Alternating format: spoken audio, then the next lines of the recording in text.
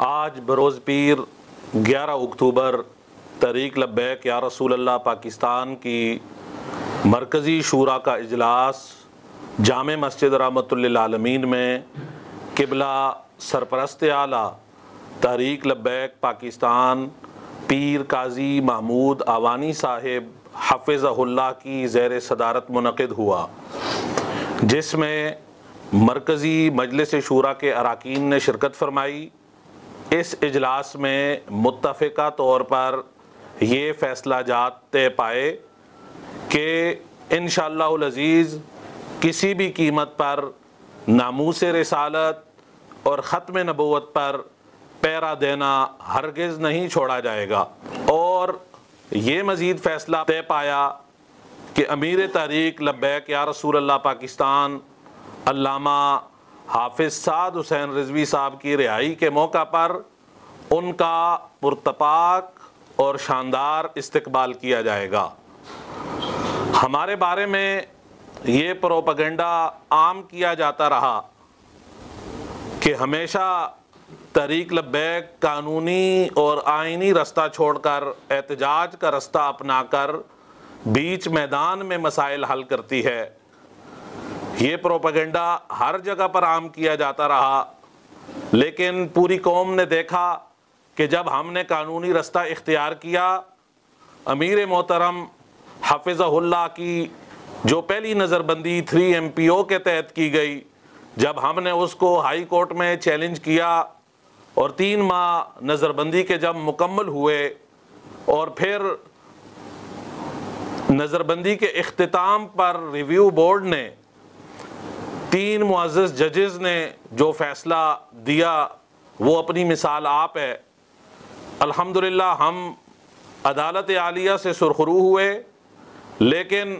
حکومتی بدنیتی سامنے آئی قوم کے، اور انہوں نے دہشت گردی ایکٹ کے تحت ہمارے امیر محترم حفظہ اللہ کو مزید 3 ماہ کے لیے نظر بند کر دیا۔ ہم نے دوسری نظر بندی کو بھی عدالت عالیہ میں چیلنج کیا، اور ہمارے وکلاء نے اس موقع پر بہت زیادہ محنت کی، ایک سے دوسرے اور دوسرے سے تیسرے اور مختلف ججز کے سامنے ہمارے اس کیس کو گھمایا پھرایا گیا وقت کو طول دینے کے لیے، لیکن آخر کار 3 مہینے کی نظر بندی کے اختتام پر تقریباً 8 سے 10 دن پہلے جسٹس طارق سلیم شیخ صاحب نے واضح الفاظ میں تحریک لبیک یا رسول اللہ کے امیر محترم کے حق میں جو فیصلہ صادر فرمایا، اس سے حکومت کے ایوانوں میں زلزلہ برپا ہو گیا۔ مزید حکومتی بدنیتی اس میں واضح ہوئی، انہوں نے عدالت عالیہ کے حکم کو مسترد کر دیا، اپنے پاؤں تلے روندا،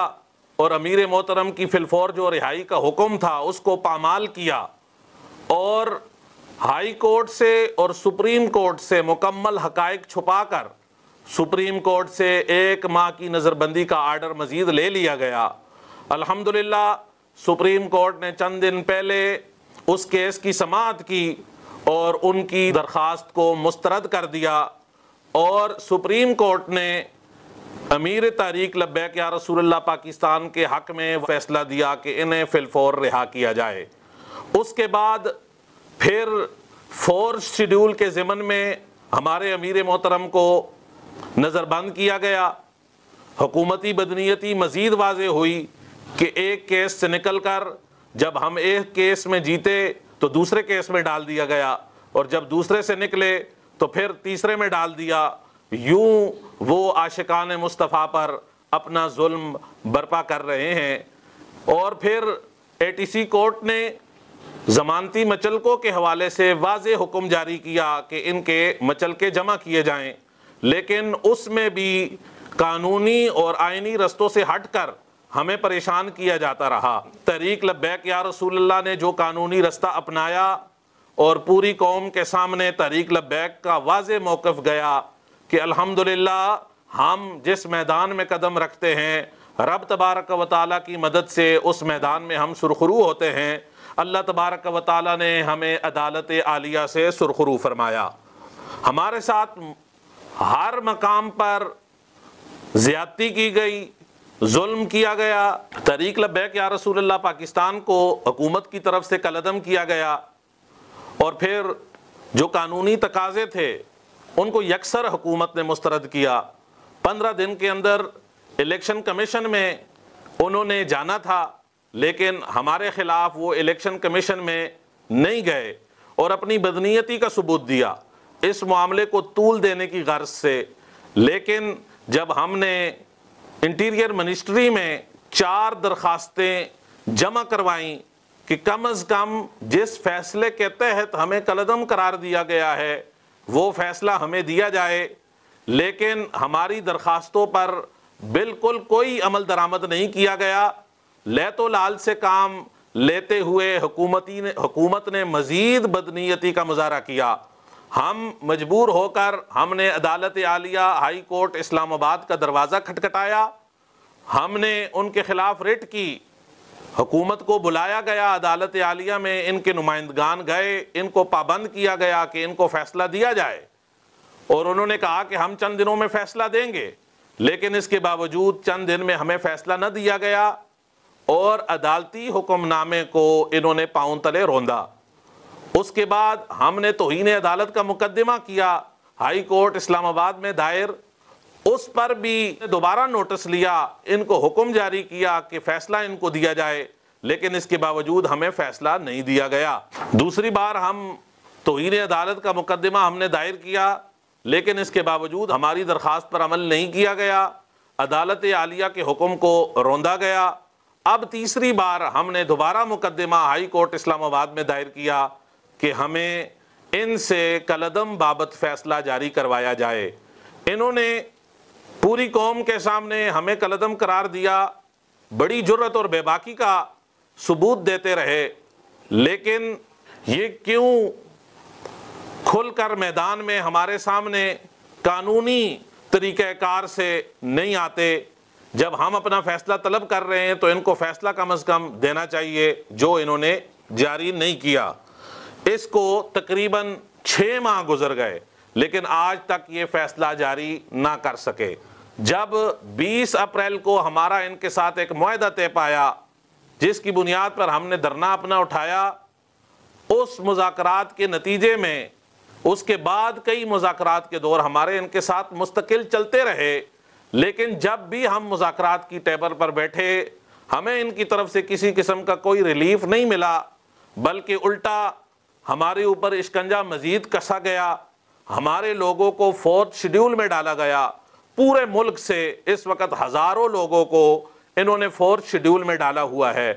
اور بے جا ہمارے اوپر کئی 100 مقدمات انہوں نے دائر کیے۔